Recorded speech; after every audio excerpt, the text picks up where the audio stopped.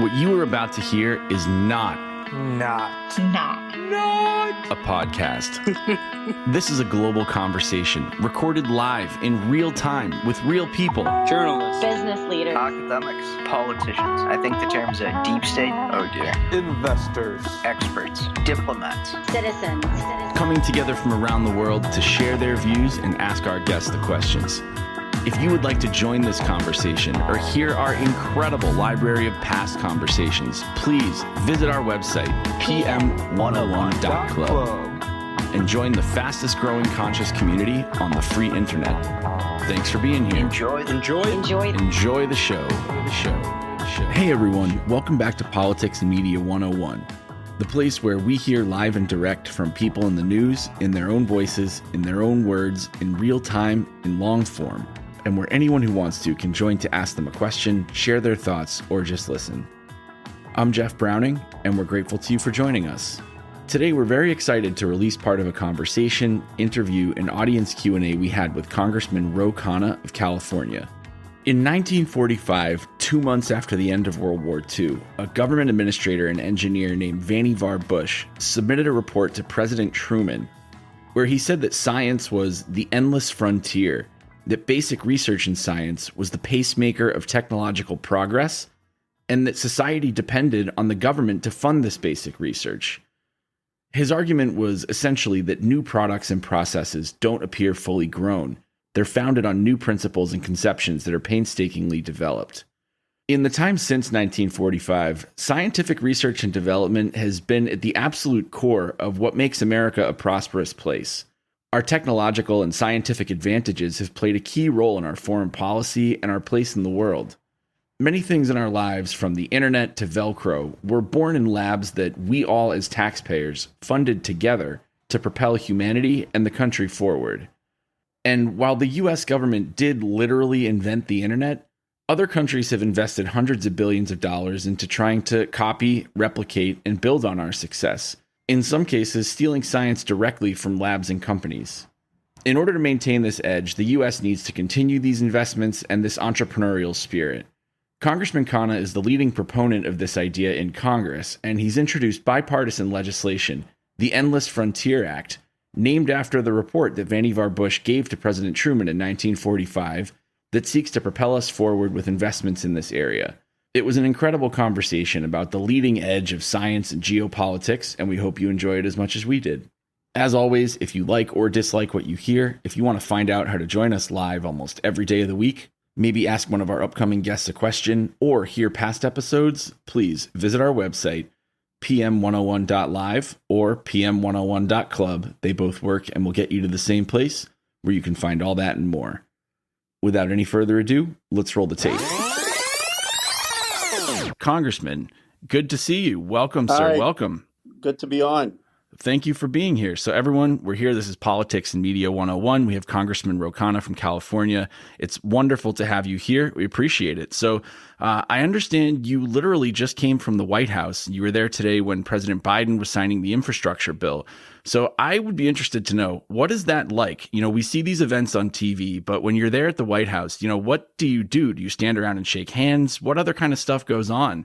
It's been a trying few months for Democrats. So what was the atmosphere like there today? Well, it was a great event. I thought the person who introduced President Biden, other than the president, had the best speech. And she talked about having been incarcerated and then getting a union job and what this would mean for her. And she said she would never have guessed that one day she'd be introducing the president of the United States. And yet there she was because of the possibility of America. And she got a standing ovation. But it's, they're all the members of Congress. About 100 of us were there, and about 20 senators, governors, mayors. It was very, very cold, so you had to brave the cold. But it was a great event. And no matter how long you're in politics, I think very few people are jaded enough not to be awed by the White House and getting invited there. And when the president works the rope line, so you have every member of Congress packing up, trying to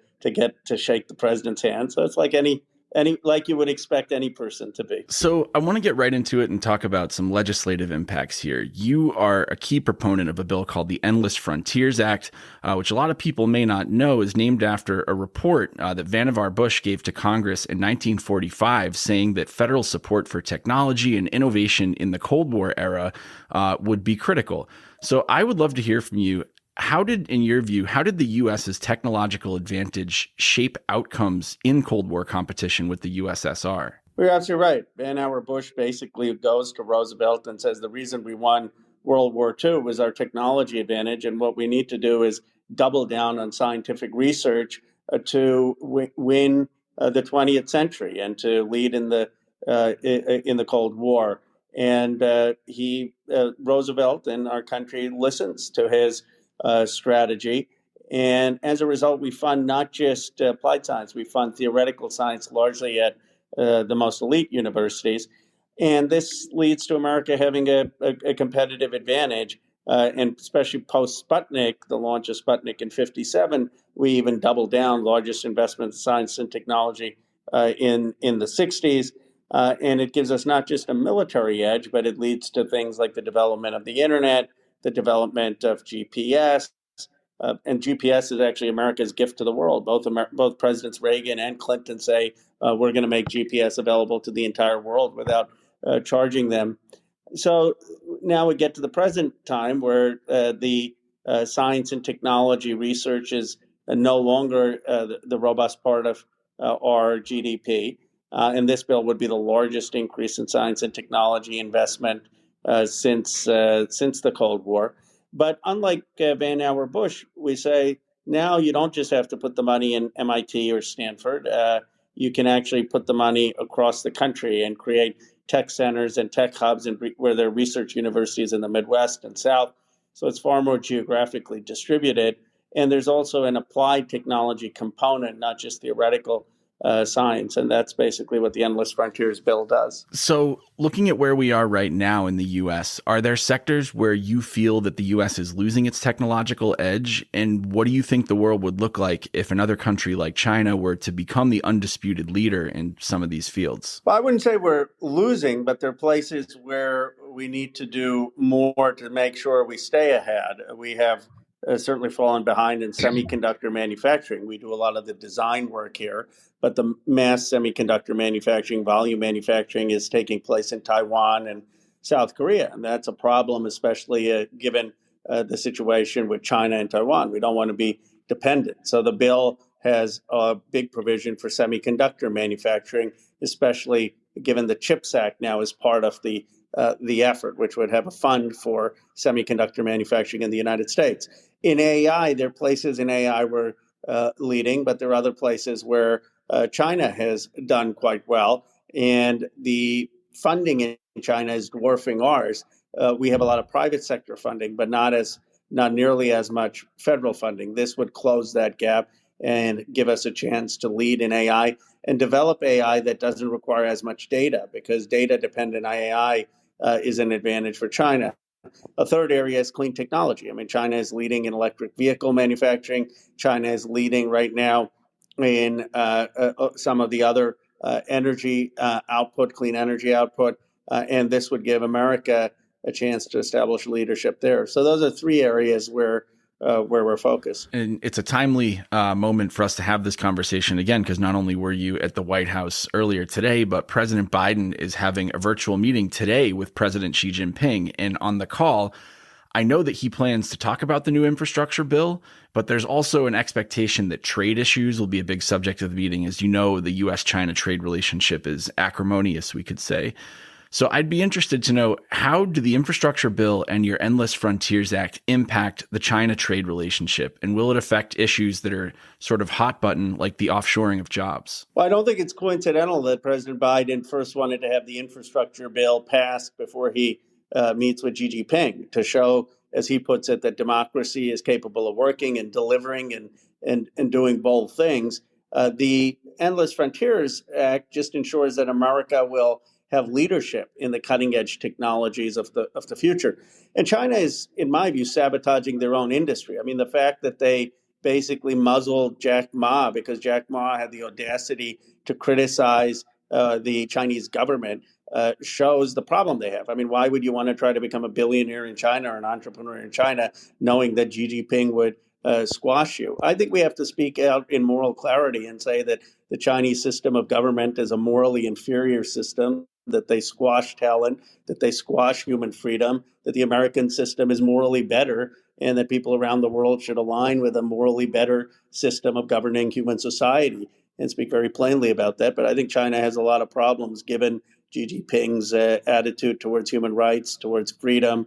They're basically sabotaging a lot of their tech companies. But with how dependent we are on technology in the US, and also how much of us get our information online from this ecosystem that we've all learned can be, sort of fallible and tricky, you talked about some very real differences between, the governing philosophy of the US and China. And there's definitely a productive conversation to be had about that. But if there were to be, primacy in areas, whether it's 5G deployment, AI, how the information economy sort of functions, what impact do you think that would have on people's lives if there were to be primacy in those areas from an authoritarian government? Well, I don't think they will have that primacy because I don't think their system of government is ultimately capable of long-term innovation to outstrip ours. I think they can have temporary leads, but as Xi Jinping is showing, they're destroying their own technology industry. That said, we ought to be wary of it, and that's why I supported Huawei not being allowed in the United States. I think we have to be wary of Chinese-made technology becoming a system in the United States, given the privacy concerns, and we have to make sure that we're innovating, and then having that be the standard for the rest of the world. And China is engaged, in my view, in neo-colonialism in Africa, where they're basically buying up a lot of these countries' resources, and they're selling their own system. We have to provide an alternative. I would like to go back to the Endless Frontiers Act. And I know that, Vannevar Bush championed the idea of basic research for curiosity's sake that's in the national interest. Work that had been regarded by many, as he said, of not even being of impact, had really been critical to producing the bomb that ended the war, and also caused a lot of suffering and was very consequential. So I think the bottom line is that basic research can really be transformative in our lives in ways that are hard to predict, but that are positive. And I know that your bill would create a new technology directorate at the National Science Foundation to fund applied technology and research at the late stages of development, more so than the type of basic research that we were talking about. So I'm curious if you could speak about that shift and why you think, whether there are risks in moving away from basic toward applied research. Well, the bill actually still will fund basic research, and it increases funding for basic research. But what we say is that you need applied research as well. And this actually came out of a conversation with President Reif at MIT. And President Reif said that you need applied research to have theoretical advances. I mean, very few people are Albert Einstein. If you're Albert Einstein, you don't need applied research, and you can do everything on a piece of paper to have the specific or general theory of relativity. But you also probably don't need an NSF grant if you're Albert Einstein. But for most Nobel laureates in scientific research, they need a lab, they need the applied actual experimentation to refine the theoretical. So this is a dynamic process that actually leads to advances in science. And then second, if we're going to be spending public funds, we want to make sure that the theoretical also helps the pragmatic and gives us America an edge over China in economic development, in national security. And so this tech directorate is supported by Caltech's president, MIT's president, a lot of the leading scientists. It wasn't supported, by the way, by House science staffers because of the bureaucracy. But fortunately, the political leadership, President Biden, Senator Schumer, said, no, I mean, we're not going to be stifled by some staff bureaucrats. We're going to do this, and we prevailed. So I want to turn back also to the substance of some of the things that are in the bill and the impact that they'd have on the economy. I know that the Progressive Caucus, champions policies for a fair economy, but research and development hubs can also be some of the most intensely unequal communities in the country. So I was wondering if the do you believe the Endless Frontiers Act has improved on past economic development programs to ensure that it doesn't exacerbate those types of inequalities in our system? Well, I think wealth generation is a good thing. I mean, if you have a community that doesn't have wealth generation and now you bring wealth generation in the modern economy, that's a good thing. And we shouldn't say, well, let's not have wealth generation there because it may be unequal. The challenge, though, and one of the biggest inequalities is regional. And so many regions have been left out of the modern wealth generation and need to have opportunities for wealth generation.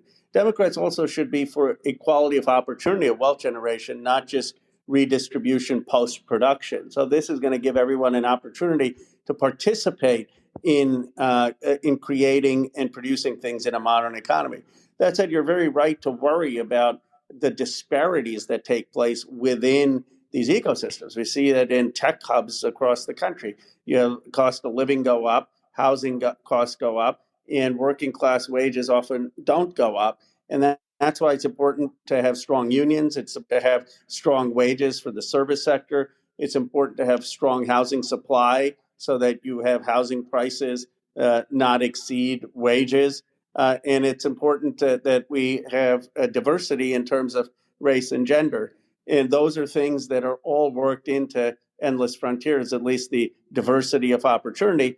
And Endless Frontiers needs to be coupled with the president's other agenda, the PRO Act, the support for unions in the Build Back Better bill. And that's why it's just one piece of the president's holistic vision. So I'd also be interested to know, I know you have 5 Republican co-sponsors on the bill. So, at a time when gridlock and acrimony seem worse than ever, how have you built relationships across the aisle in this moment? On the power of the idea. I mean, I try not to be personal in my attacks with colleagues, so that helps. But largely, this is something that many people believe in. We have to make sure America leads in the 21st century. The president ended his speech today saying, today will mark the first step in America winning the 21st century and being the competitive leader of the 21st century. And that's a message that's not partisan.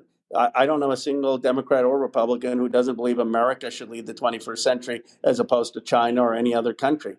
And if you believe that, then you have to invest in the technologies, the critical technologies that are going to allow that. And so this is an area where what matters is, do you care about America winning? And that's not a Democrat or Republican thing. In addition to the negotiations between the parties on the infrastructure bill, there are also a lot of conversations happening within the Democratic Party, of course, about Build Back Better and bigger priorities. So I'd be interested to hear your thoughts. What's it like working in Congress under President Biden, given his negotiating style? He's very gracious. He spends a lot of time listening to lawmakers. We had a meeting with him in the Oval Office, 10 progressives, and he spent 2.5 hours. I said, I get bored and frustrated talking to my fellow colleagues for 2.5 hours. He has a tremendous patience.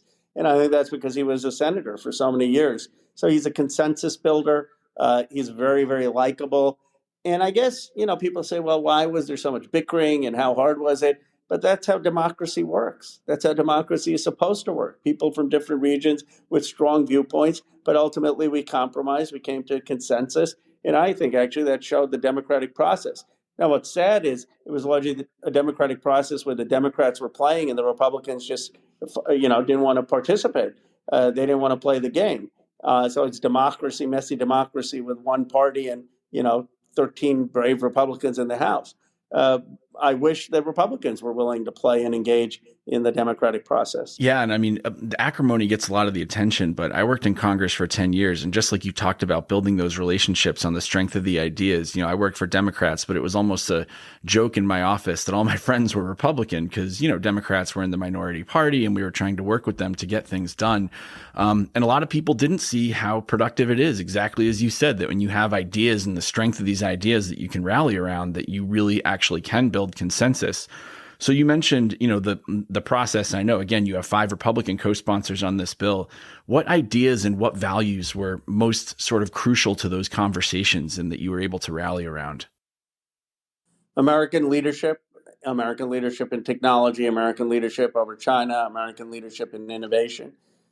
Second, this idea of economic development in regions that have been left out. There's an understanding that large parts of the country face deindustrialization. Large parts of the country have been left out. that we can't just have modern economic wealth generation in Silicon Valley, Boston, Austin, and that there could be a coalition of left out communities in the Midwest and the South that deserve an opportunity, deserve potential for having a chance at participating in the modern economy.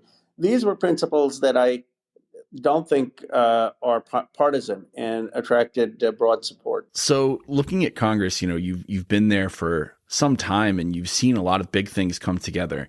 If you could change any one thing about the institution, a rule, a process that you think would be a change for the better, what would it be? The way we get elected, I mean, the campaign finance is a huge issue. It takes up members' time. It has a lot of special interests involved. That would be number one.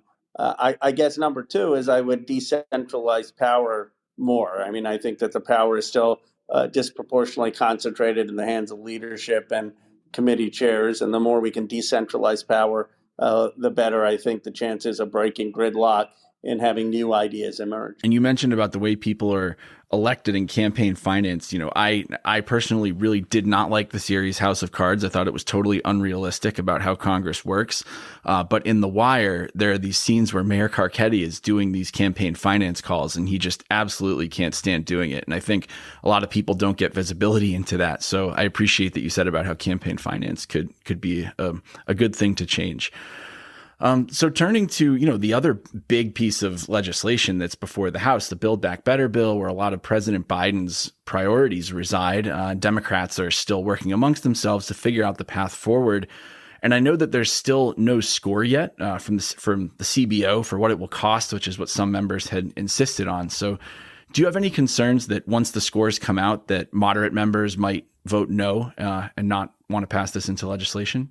I don't think so. I believe the moderate House members will vote yes. I think they may push for some cuts here and there, but I don't think they will be the issue.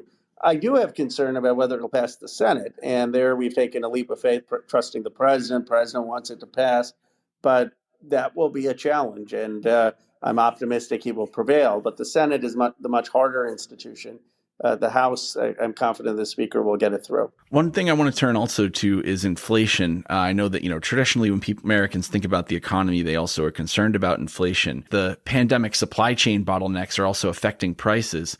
But we're also in a time of high spending and low taxes and low interest rates. So do you think government policy has helped to cause the inflation that we're seeing? No, I think the reality is COVID has caused the inflation. A lot of the spending was under Trump. It wasn't under Biden, almost $3 trillion if it was under Trump.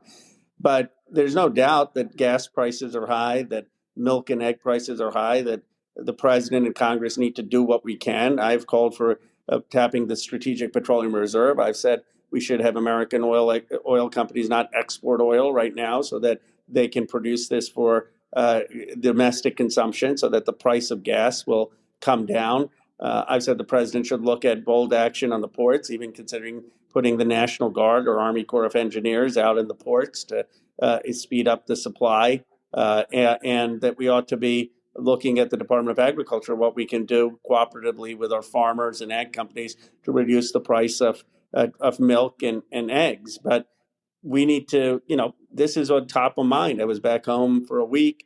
People's wages haven't kept up, unfortunately, with some of the costs.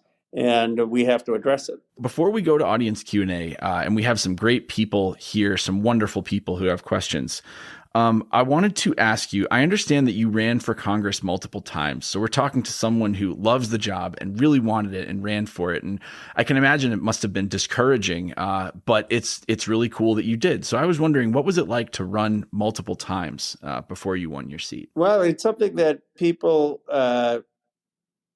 should realize is often the case. Very few people win in their first time out. And for me, the first run was a protest against the war in Iraq. I'm very proud of that run. It was one of the first anti-war candidacies. Then I didn't run for 10 years. I worked in the administration. I worked in a number of different capacities in public service, and then took a shot again, and then had a close race, but lost. And my wife was good enough to say to run one more time. So my experience, and a lot of my colleagues who are in Congress that the big have could probably vouch for this. So the biggest quality is persistence, because when you run and multiple times, people know you really want to serve. They see you're going to stick with it, and so that's what I've found resonate. How did serving in the executive branch change your thoughts on serving in the legislative branch and on legislating? That was a phenomenal experience serving at the Department of Commerce. I got to go around the country to meet manufacturers. It led to writing a book on the resilience of manufacturing. I understood the economics much better, and it gave me a much deeper depth on economic issues. I guess it also has given me an appreciation for the role of the executive agencies and executive branch of government along with Congress. I mean, Congress can write the laws, but ultimately then it's the executive branch that has to implement it. And that perspective informs how we write the legislation. It informed how I wrote Endless Frontiers, because I understood commerce. I wanted commerce to oversee the tech hubs, and had a lot of concerns about where commerce could do a good job, where it wasn't doing a good job. So that experience obviously informed how I helped write the legislation with colleagues.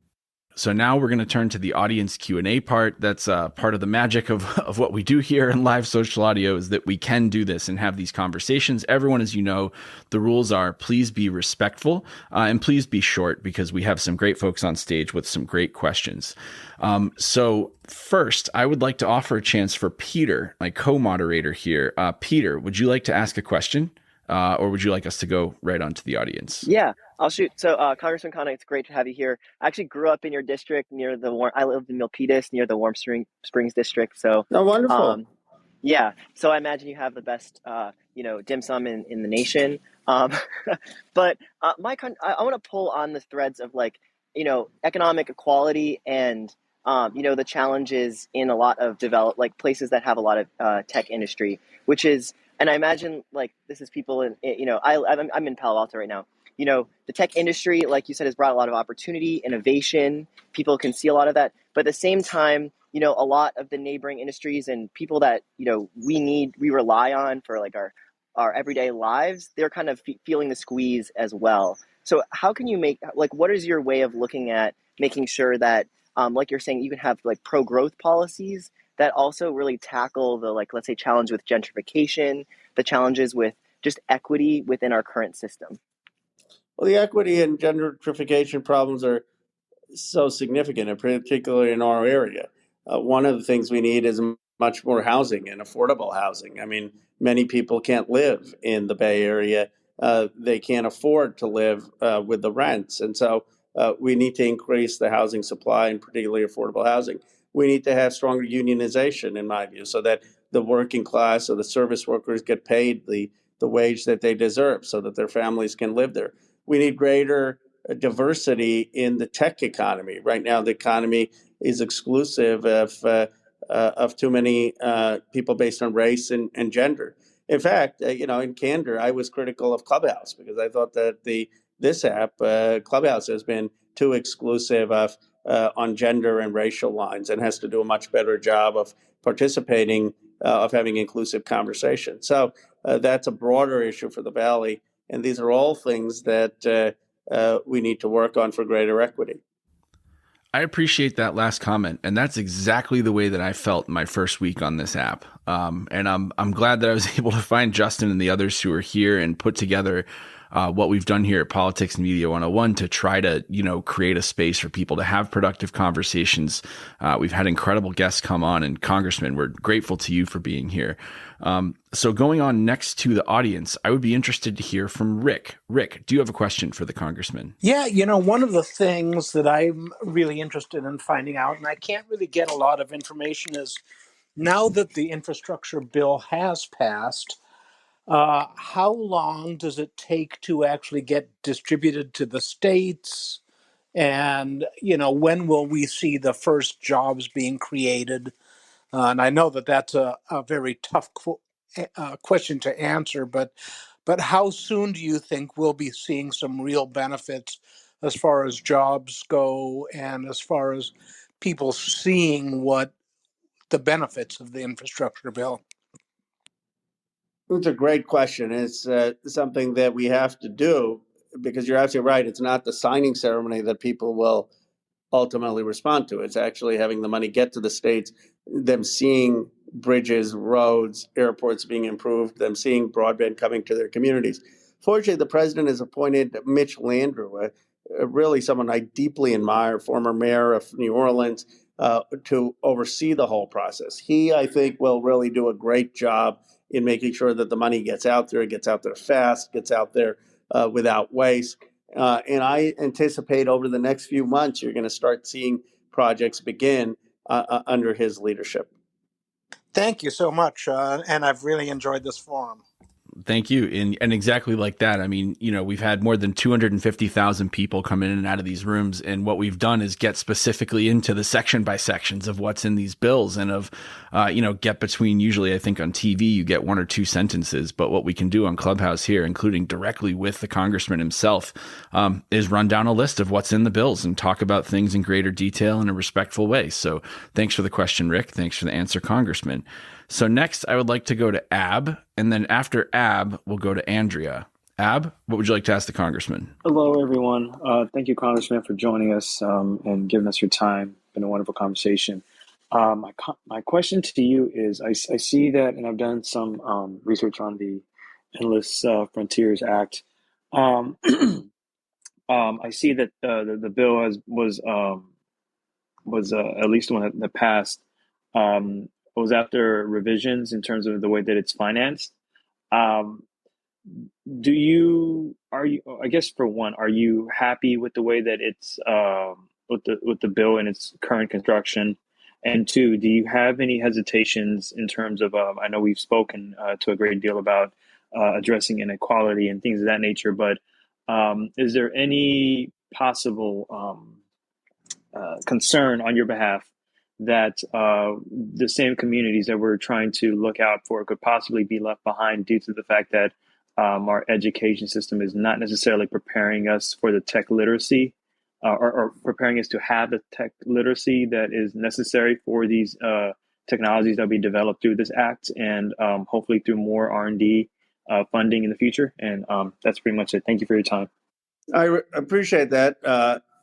I'll be shameless and plug my own book that comes out, Dignity in a Digital Age, because it's all about this. And I make the point that we're going to have 25 million digital jobs in 2025, which is more than manufacturing and construction jobs combined. About 13 million manufacturing jobs, 12 million construction jobs. That's a lot of jobs. And those jobs, 25 million jobs, are $80,000 median wage, twice the median wage of U.S. jobs.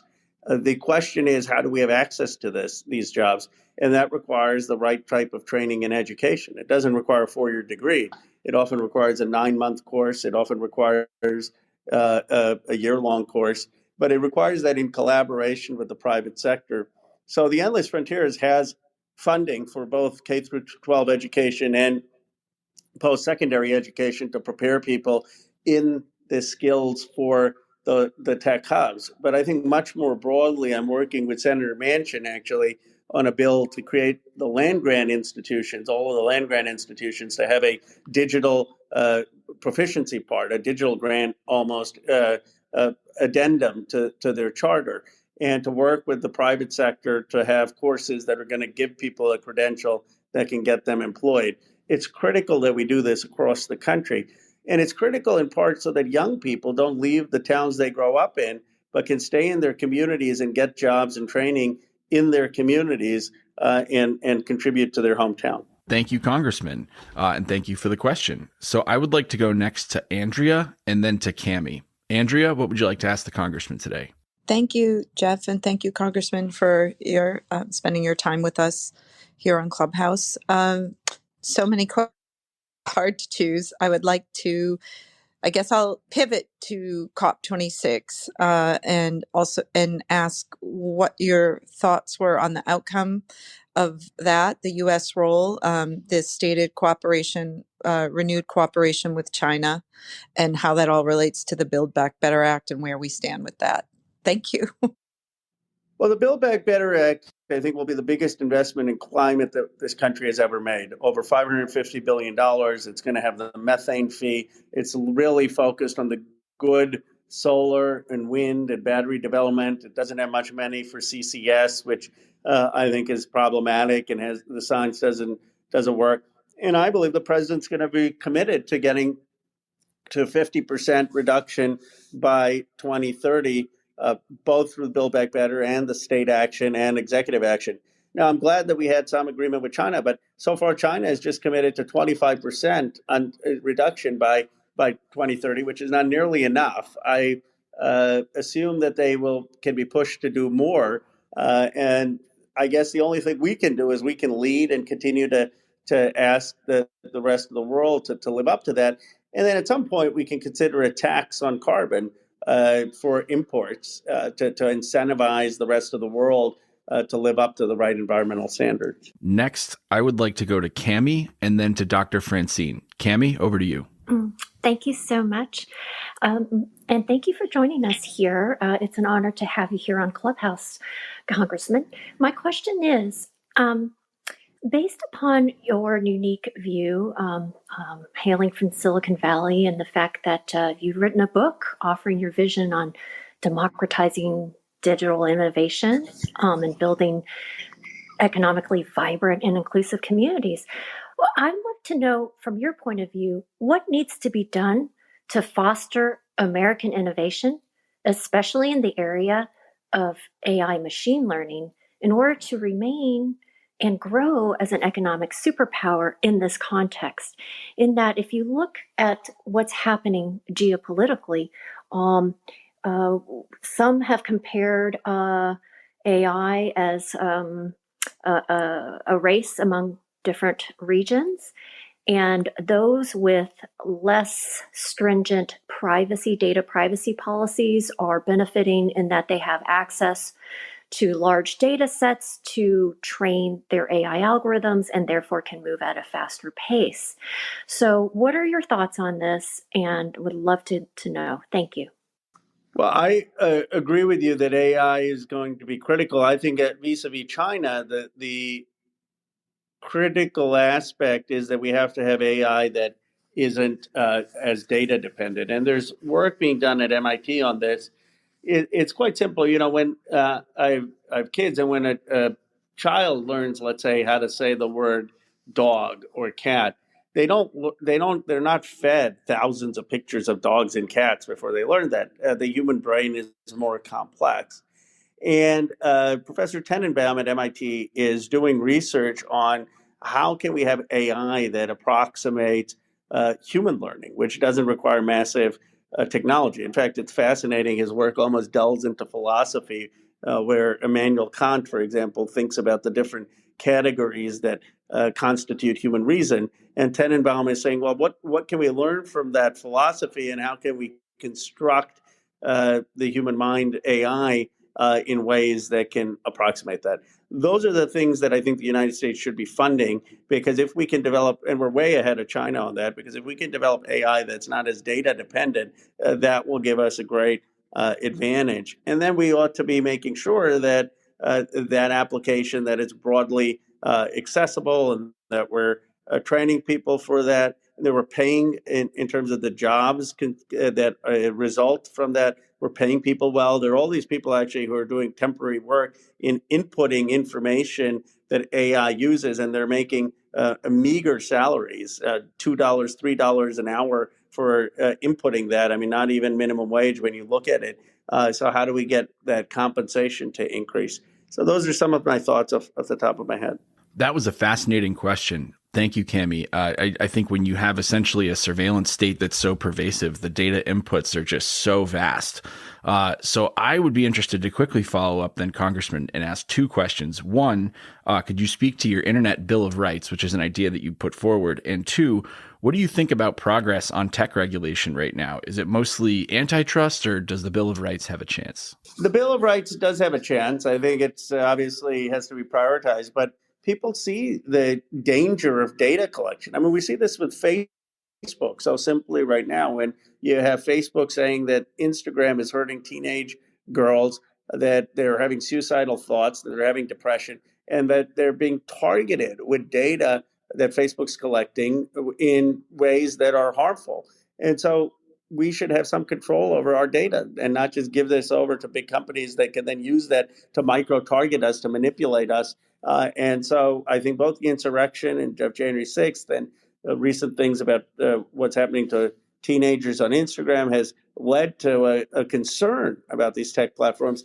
And the solutions are pretty simple. Don't require consent before you give up your data, have a fiduciary responsibility. So I'm hopeful this coming year we will get something through. It's also a fascinating, value set question, because obviously in some other places, the surveillance and data collections on the part of the state, but here in the US, it's private companies. And the question is, how can the government help to define our relationship with them? So I really, again, appreciated that question. Thank you for the question and the answer. Next, I would like to go to Dr. Francine. And then after Dr. Francine, we can go to Ben. Dr. Francine?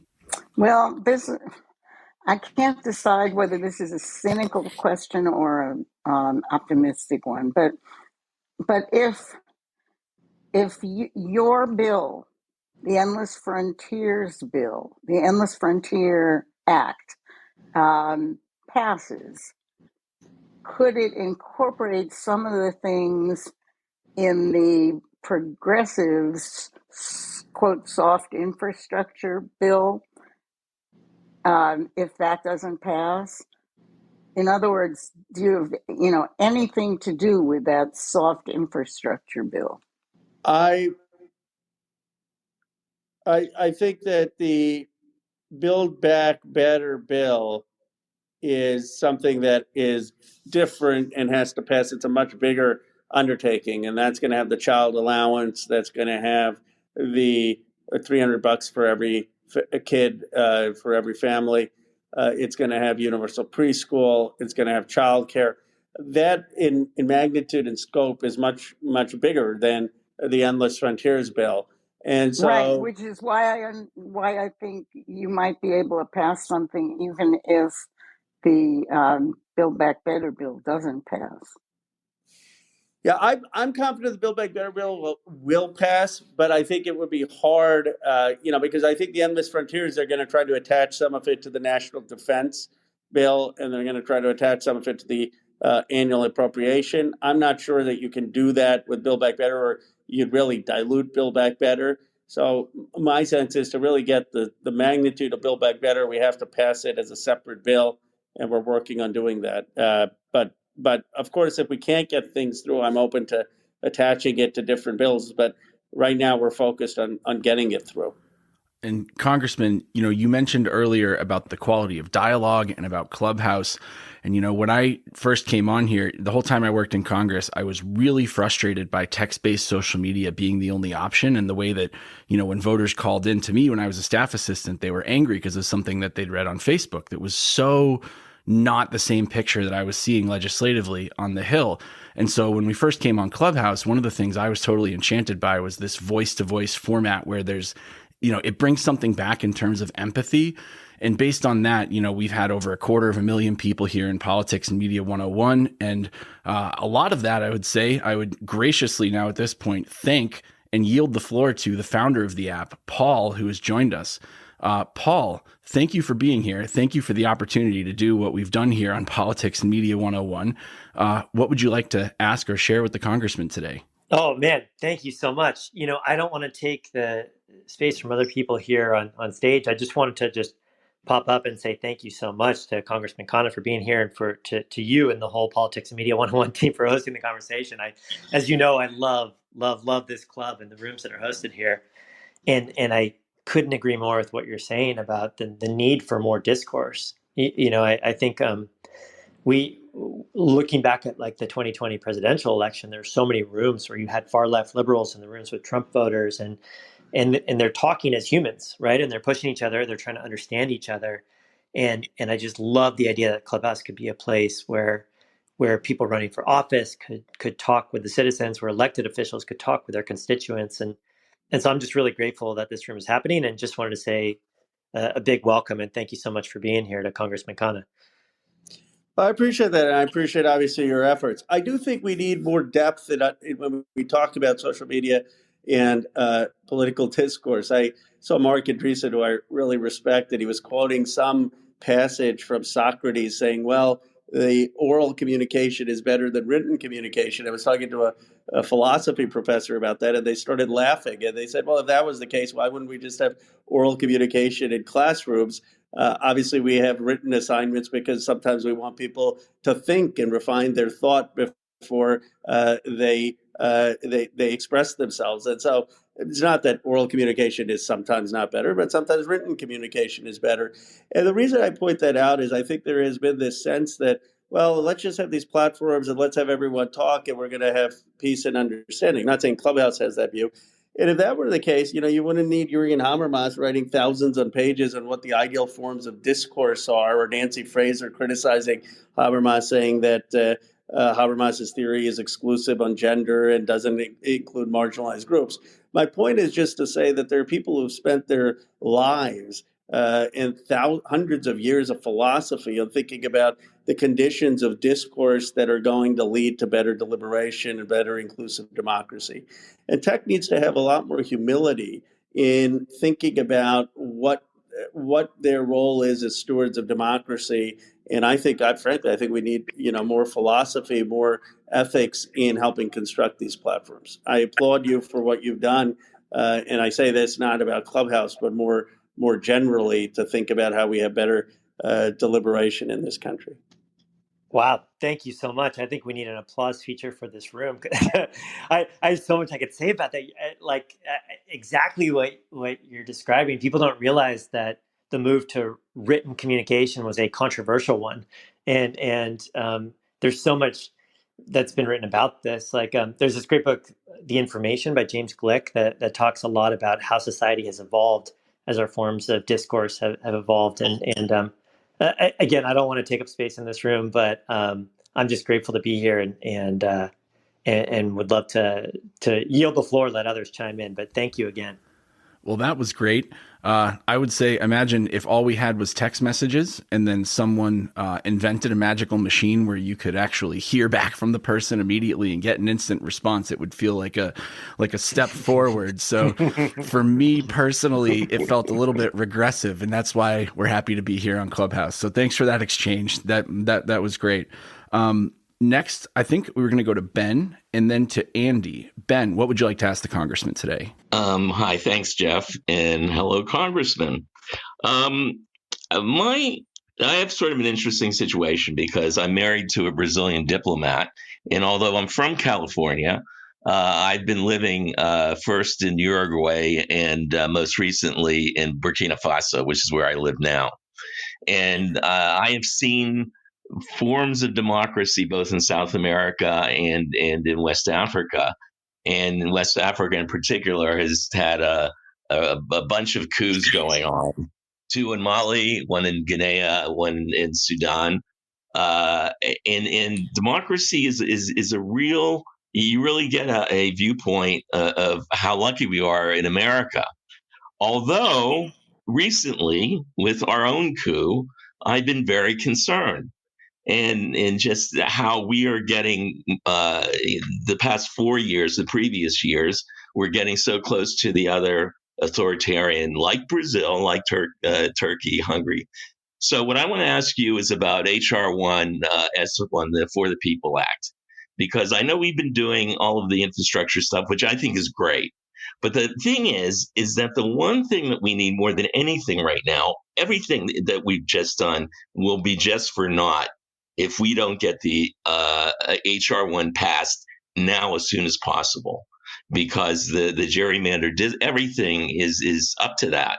So my question to you is, what are you and the Congress doing now with HR 1 and S1 to get rid of the filibuster and pressure that to get going, because that needs to be done sooner than later? And the second question is, what can we as citizens do to put pressure on the to get this passed immediately? Because for me, that is the single most important thing right now.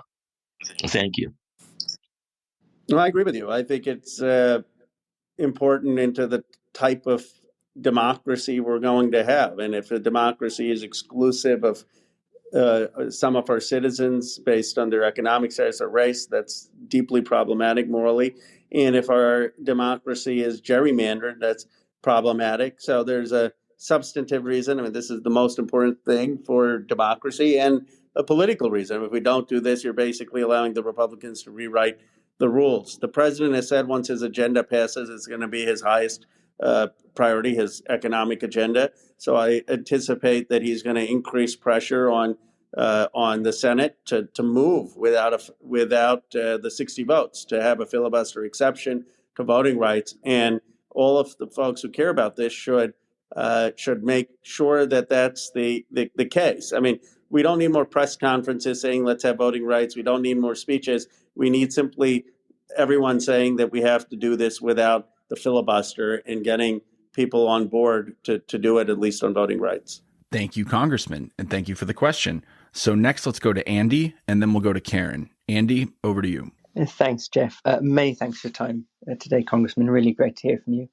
My question comes from the background here in the UK, where Brexit is causing considerable turmoil in research programs and future funding and future cooperation.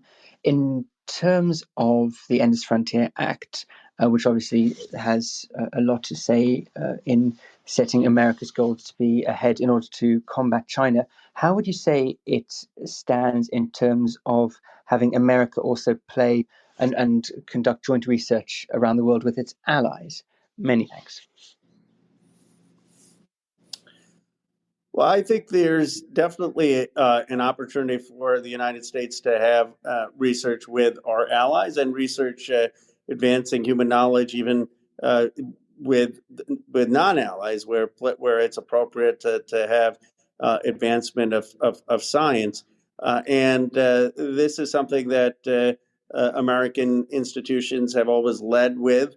I have a separate bill, which is bipartisan, with Ed Markey and Tom Cotton, on working on scientific collaboration with Taiwan, particularly on health issues, where they've done a tremendous job on COVID. Now they have some civil liberties issues that we would be problematic here, but by and large, they've done a good job there. So we ought to be learning and collaborating from allies that are engaged in scientific leadership. None of our funds in the Endless Frontiers go towards that, but that doesn't mean that there shouldn't be supplemental efforts once America is leading to facilitate that kind of collaboration.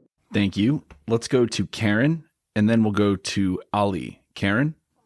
Yes, thank you so much for this forum. And Ben took my voting question. So I will follow up with a police justice question. You know, we have these competing trials now going on in terms of Black Lives Matter. And what do you think as citizens that we can do to help support legislation that would make police more accountable and other situations like that? Thank you. We have a legislation drafted by Karen Bass, Justice and Policing Act, that passed the House, and it was very balanced. It said, obviously, we respect law enforcement, but law enforcement needs to have accountability. They shouldn't use force unless it's a last resort. They shouldn't use chokeholds, and they should be diversified. They should have training, and that has stalled in the Senate. So what we need is, again, that's filibuster is the reason. We need either 51 senators through getting rid of the filibuster to pass it, or we need some leadership that gets Republicans on board. But there haven't been any Republicans really willing to support that. And the challenge on that has just been stalled. It's just been stalled in the Senate. Thank you very much. Let's go next to Max. Max, what would you like to ask the congressman today? Hi, Congressman. I wanted to take it back to U.S.-China competition, particularly in the context of our showdown with Iran over the nuclear program. One thing that became very clear contrasting the Trump and Obama administrations' approaches to this issue is that you're not going to be able to have an effective strategy on Iran without China's help, both in enforcing sanctions. We've seen that, despite the U.S. applying all these unilateral sanctions, China has continued to buy Iranian oil, which means that, while we in the U.S. are paying close to $4 a gallon, China is getting super cheap gasoline, which isn't great in terms of, U.S.-China competition.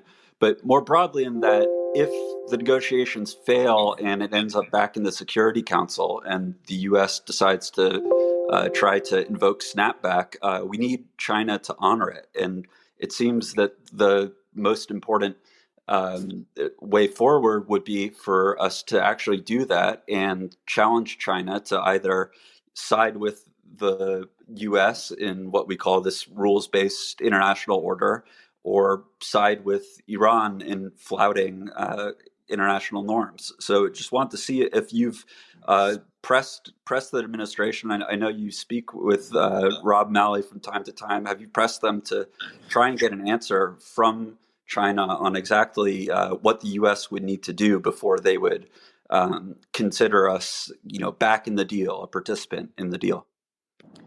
Well, very thoughtful points. I mean, this is why what Trump did was so destructive, because President Obama had gotten China on board in the original Iran deal, and that was no small feat. And it's going to be very difficult to do it again. But you're right that if China doesn't participate, it really decreases our leverage over Iran. I know the administration, Jake Sullivan and others, are very conscious of this, and have emphasized this in the bilateral negotiation with China.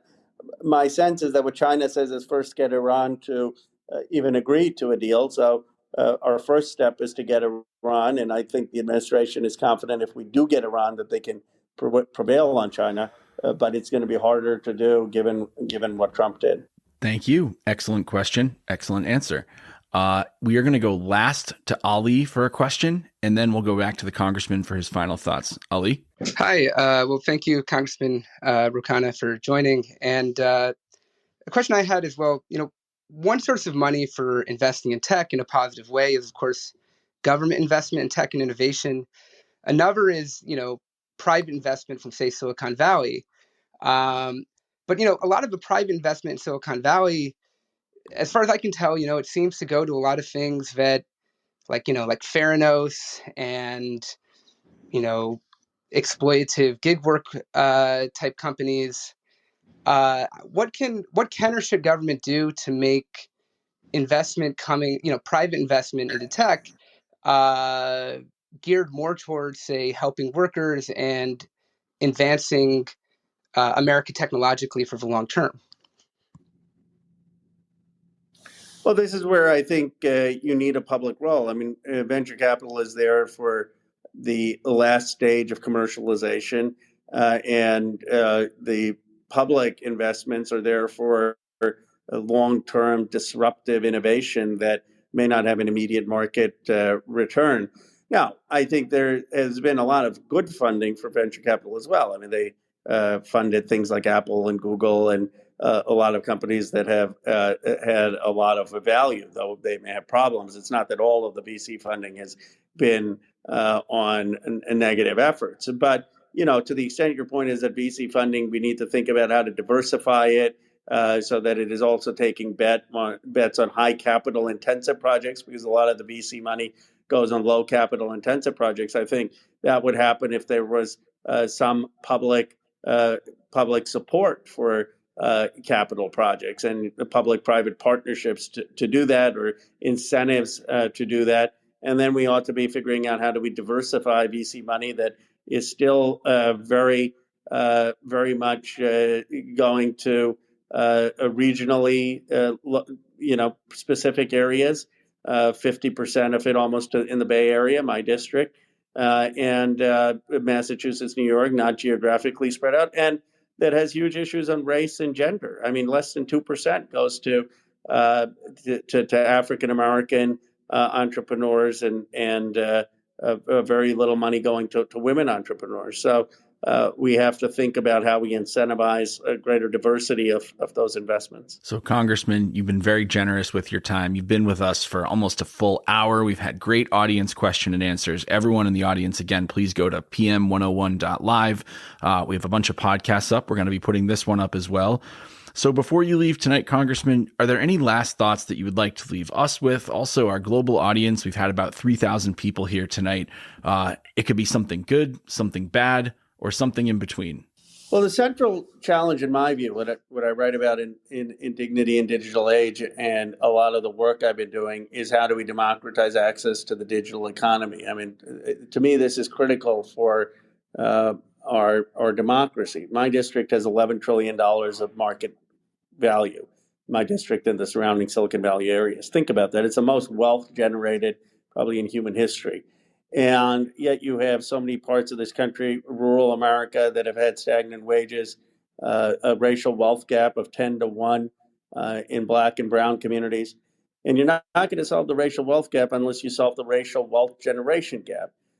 You can't have that gap reduced if people are excluded from the wealth generation of the modern economy.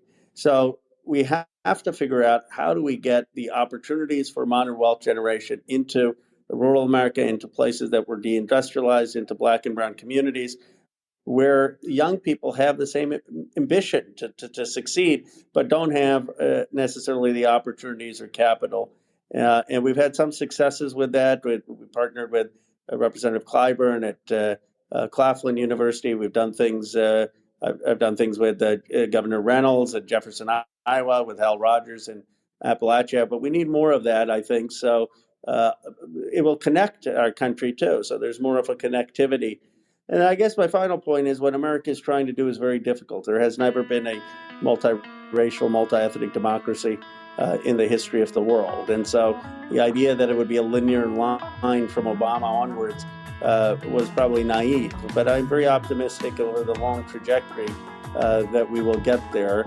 And we will get there where, if we can empower people who have been left out, both economically and to participate as citizens in our democracy. And that's why I appreciate Clubhouse, and particularly appreciate the more that we can do on Clubhouse to make it racially and gender inclusive.